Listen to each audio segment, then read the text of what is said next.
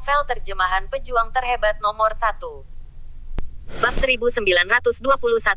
Bahkan jika itu adalah yang terkuat dari benua Suanyan, tidak mungkin untuk menjadi lawan dari tetua ini. Seni bela diri dan seni bela diri yang telah dikultivasikan oleh tetua ini jauh melebihi tingkat dunia ini. Namun, dengan basis kultivasi Jack saat ini dan banyak seni bela diri, dia tidak dapat berkultivasi. Dia mencari ingatannya untuk memilih, dan butuh waktu lama untuk memilih teknik dan seni bela diri yang sekarang bisa dia latih. Nash White juga tahu hal-hal ini. Dia melirik Jack dan berkata, apakah menurutmu teknik kultivasi Dewa Sutian Dao dan keterampilan bela diri memadamkan kekosongan? Level apa yang kamu miliki di benua Suanyan? Di benua Suanyan, ada kumpulan namanya sendiri untuk berbagai tingkat latihan penentuan posisi dan keterampilan bela diri. Apakah itu latihan maupun keterampilan bela diri? Mereka dibagi menjadi 8 kelas. Mereka dinamai berdasarkan 8 karakter, alam semesta prasejarah, langit dan bumi misterius dan kuning, secara berurutan. Peringkat kosmik adalah yang terkuat, peringkat kuning adalah yang terlemah, dan setiap peringkat dibagi menjadi atas, tengah dan pangkat yang lebih rendah. Misalnya, Luo Jihu barusan, sebagai prajurit sipil, dia hanya bisa menguasai seni bela diri kuning yang paling rendah. Dan seni bela diri yang dikuasai oleh masing-masing sekte, atau sumber daya kultivasi lainnya, adalah impian para pengkultivasi ini. Tempat terpenting dari setiap sekte adalah paviliun seni bela diri. Mereka mewarisi seni bela diri untuk kehidupan sekte dan dilarang keras untuk membocorkannya. Ini juga alasan mengapa semua prajurit mati-matian menajamkan kepala dan ingin memasuki sekte. Jack menghela nafas sedikit, dan berkata dengan sedikit ketidakpastian. Alam kekosongan ilahi dan benua Suanyan secara inheren berbeda, dan definisi seni bela diri mereka juga berbeda.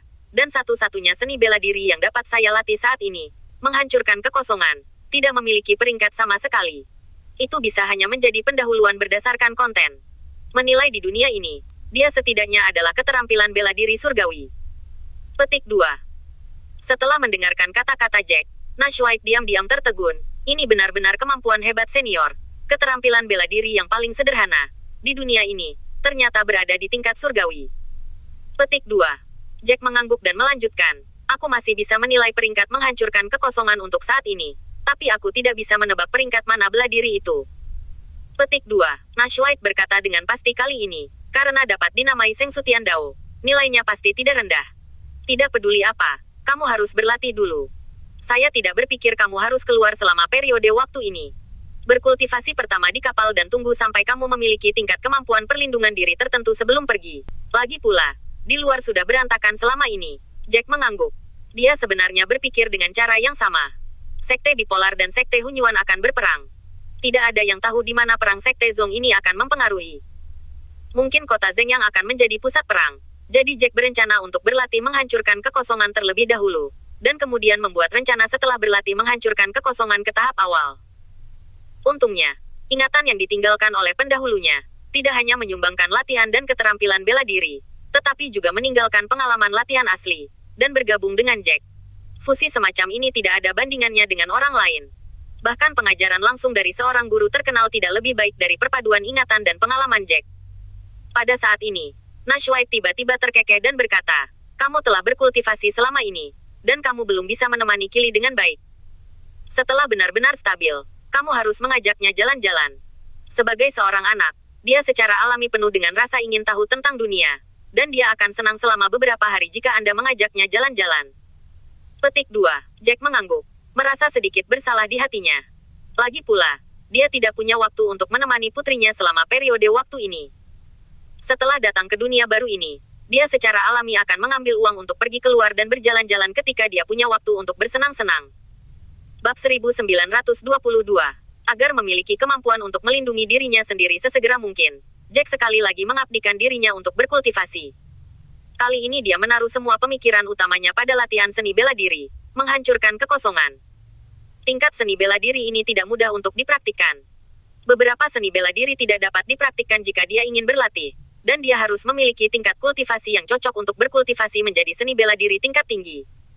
Misalnya, di tahap bawaan, dia hanya bisa berlatih seni bela diri tingkat kuning dan seni bela diri tingkat misterius paling banyak. Seni bela diri pra-level yang lebih tinggi bukanlah sesuatu yang dapat diatur pada tahap bawaan, tetapi Jack dapat mengabaikan aturan ini. Dia menggabungkan fragmen jiwa dari kekuatan perkasa pendahulunya. Kekuatan perkasa pendahulunya telah berhasil mempraktikkan seni bela diri ini saat itu. Sekarang setelah dia menyatu dengan jiwa Jack, Jack hanya perlu mengintegrasikan ingatannya untuk mengolah seni bela diri ini menjadi sempurna. Selain itu, tingkat menghancurkan kekosongannya sendiri tidak diketahui. Jack hanya menebak, itu setidaknya adalah seni bela diri tingkat surga. Ada 4 tahap dalam kultivasi menghancurkan kekosongan. Dan sekarang Jack sedang mencoba untuk berlatih tahap pertama dari pedang jiwa kental yang menempel di tangannya. Kriteria keberhasilan dalam kultivasi tahap pertama adalah memadatkan 10 pedang jiwa, yang dapat dimanipulasi dan digabungkan menjadi satu atau tersebar. Jack awalnya berpikir bahwa dia telah menggabungkan ingatan akan kekuatan pendahulunya dan memadatkan pedang jiwa. Pedang seharusnya tidak terlalu merepotkan. Tapi dia masih meremehkan kesulitan pelatihan dalam menghancurkan kekosongan. Butuh 2 bulan bagi Jack untuk menyingkat pedang jiwa pertama. Selama 2 bulan ini, Jack lupa tidur dan makan, dan terus menempa jiwanya. Terus memukul segel untuk menjadikan jiwa sebagai pedang jiwa. Ini adalah keterampilan bela diri paling sulit yang Jack kembangkan dalam hidupnya. Jika bukan karena tekadnya yang kuat, ditambah dengan ingatan akan kekuatan besar pendahulunya, dia pasti tidak akan memadatkan pedang jiwa dalam 2 bulan. Kondensasi pedang jiwa pertama hanya mewakili masuknya Jack ke dalam penghancuran kekosongan, dan dia bahkan belum mencapai tahap pertama. Hanya yang memadatkan 10 pedang jiwa dan dapat dengan bebas mengendalikannya, itu berarti dia benar-benar telah memasuki tahap pertama. Namun meski begitu, itu telah menghabiskan banyak mentalitas Jack. Nash White, Selena dan yang lainnya menasihati Jack untuk tidak terlalu cemas. Nash White berkata dengan getir, "Aku tahu kamu terutama ingin mendapatkan pijakan di dunia ini. Tetapi kamu juga perlu tahu bahwa peradaban seni bela diri di dunia ini jauh lebih maju daripada peradaban seni bela diri di antarmuka Huaxia. Sebenarnya, saya tahu di dalam hatimu bahwa kamu ingin mendapatkan pijakan di dunia ini dengan basis kultivasimu, dan kamu tidak tahu berapa tahun waktu yang dibutuhkan. Jika kamu sangat menginginkan kesuksesan cepat dan keuntungan cepat, kamu cenderung mengambil sudut." Jack mengangguk ringan. Dia tahu bahwa kata-kata ayahnya adalah untuk kebaikannya sendiri, dan dia secara alami tidak akan tahu apa yang baik atau buruk. Anda benar, tidak ada yang bisa memakan pria gemuk dalam satu gigitan. Latihanku sebelumnya memang berbahaya. Petik 2. Nash White mengulurkan tangannya dan menepuk pundak Jack. "Mengapa kamu tidak istirahat hari ini? Dan kamu dapat mengajak Kili bermain."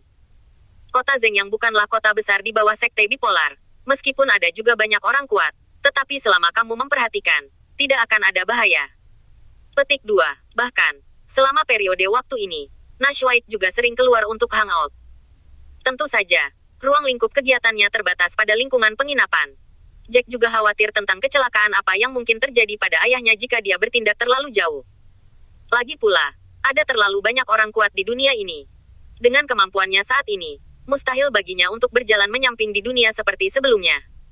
Selama waktu ini, Nash White juga menanyakan banyak berita. Yue telah berlatih dalam retret.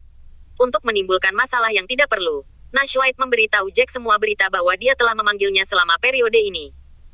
Bab 1923. Benar saja, kekuatan dunia ini ada di sekte. Yang paling kuat di kota Zhengyang hanyalah basis kultivasi bawaan. Saya kira itu seharusnya hanya berada di tahap tengah bawaan, yaitu penguasa kota-kota Zhengyang. Mereka yang benar-benar dalam bawaan akhir, terlebih lagi pembangkit tenaga listrik yang masih lebih kuat sekarang tinggal di sekte.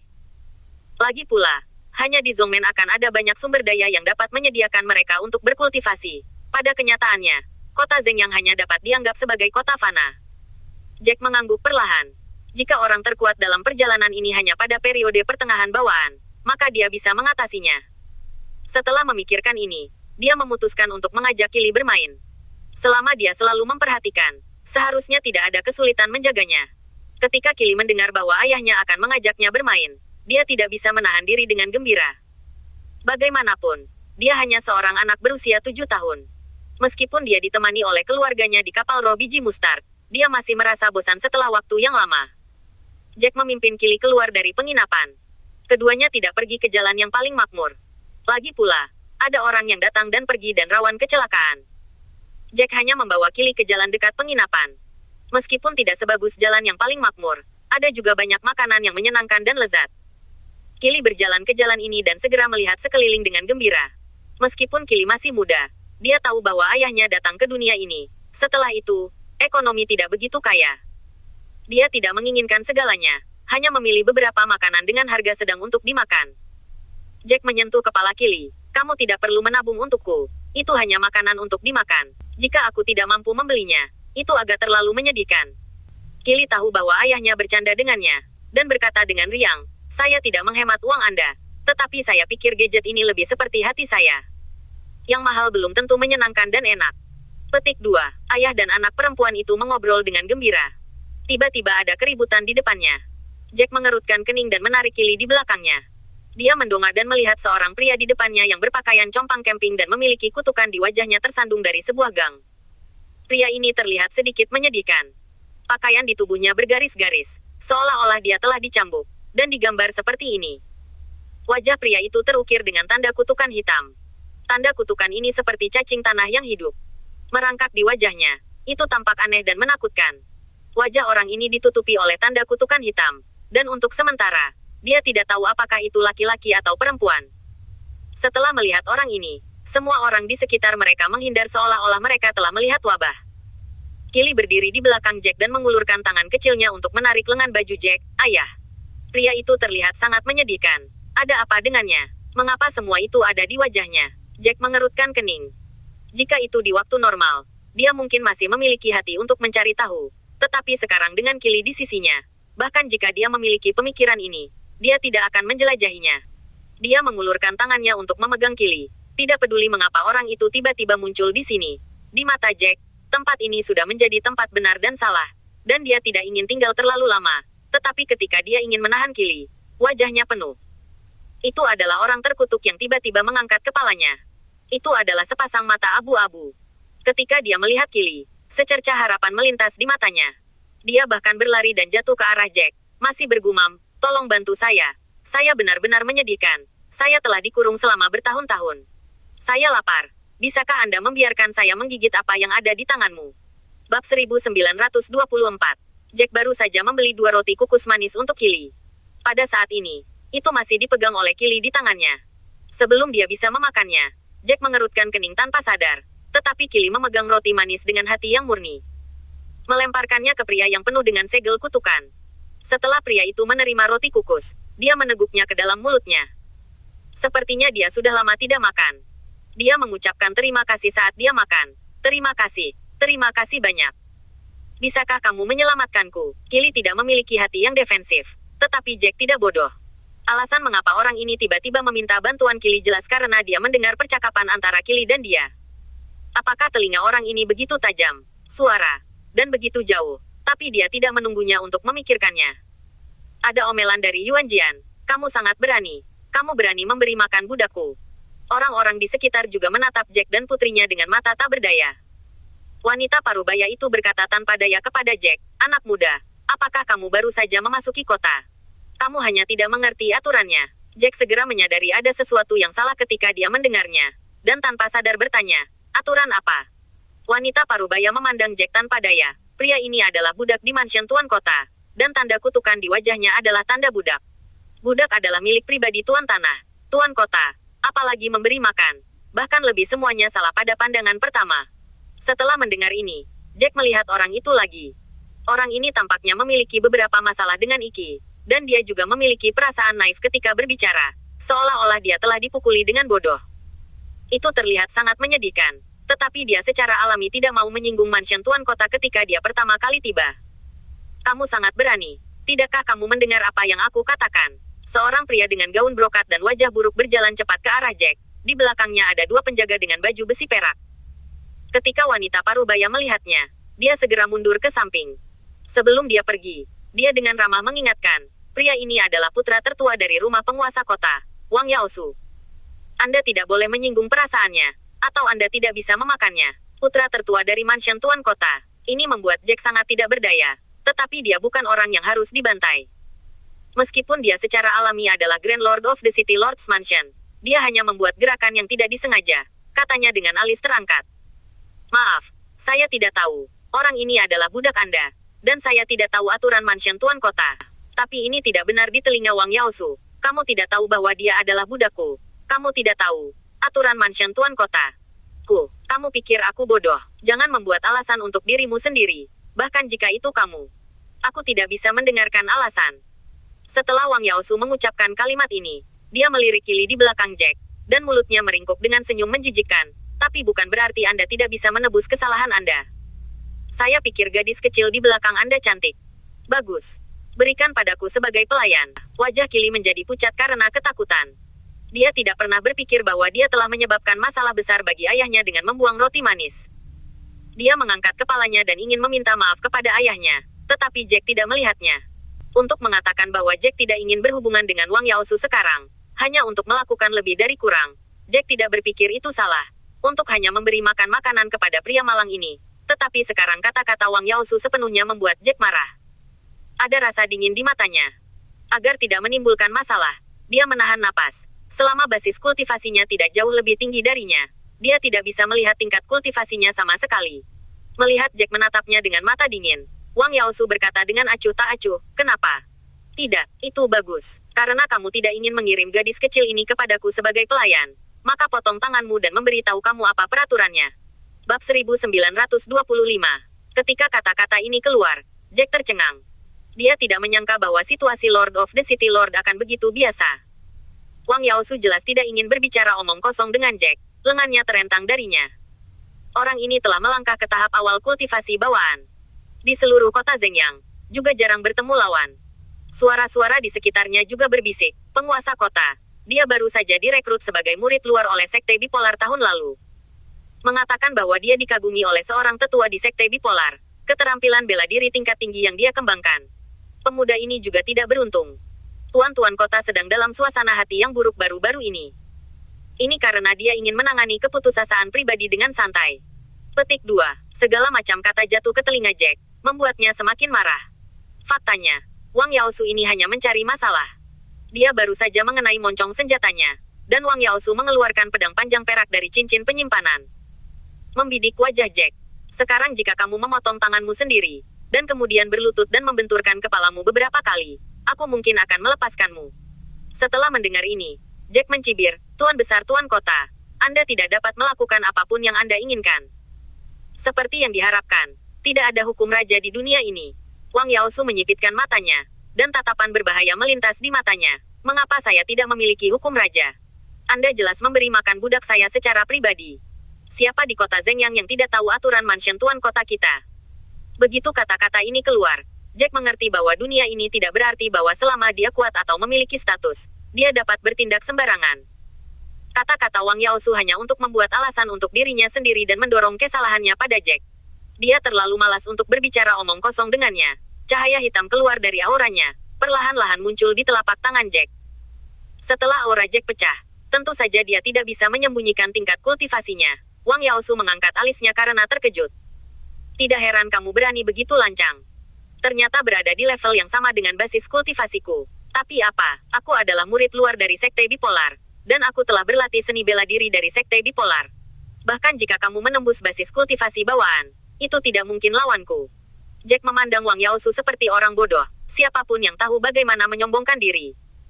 "Jika Anda memiliki kemampuan, Anda bisa melakukannya, tapi saya selalu tidak keberatan melakukannya. Jika Anda mati, Anda hanya bisa menyalahkan diri sendiri karena bodoh." Kalimat ini jelas menggerakkan saraf tajam Wang Yaosu, dan wajahnya sangat jelek. Dia tidak menyangka bahwa orang ini tidak hanya menolak untuk memotong tangannya, tetapi bahkan berani mengatakan hal seperti itu. Sepertinya dia harus memberi pelajaran yang bagus kepada pria yang tidak bermoral ini. Dia dengan dingin menyenandungkan sinar cahaya perak pada pedang perak, dan bulan sabit muncul di belakang Wang Yaosu. Bulan sabit ini bercampur dengan sinar cahaya dingin yang dipantulkan pada pedang perak. "Lihatlah selas bulan peraku." Begitu Wang Yaosu menyelesaikan kata-katanya, dia menebas ke arah Jack seperti bola meriam. Kekuatan ini memang berdebar-debar. Jika bukan karena menyerap pecahan jiwa dari jiwa perkasa pendahulunya, Jack mungkin benar-benar terkejut dengan kekuatan ini. Ini adalah kekuatan yang tidak dapat ditampilkan oleh pembangkit tenaga listrik antarmuka Huaxia sama sekali. Banyak orang tidak bisa menahan diri untuk berseru setelah melihat adegan ini. Ini ternyata adalah keterampilan bela diri kuning tingkat atas. Ini adalah pertama kalinya saya melihat seseorang melakukan keterampilan bela diri kuning tingkat atas. Kekuatan yang dilepaskan oleh keterampilan bela diri ini benar-benar terlalu kuat. Sudah berakhir. Anak ini sudah mati. Jika dia baru saja dilunakkan, dia mungkin masih bertahan. Sekarang dia telah membuat Wang Yaosu benar-benar marah. Tidak mungkin untuk bertahan hidup.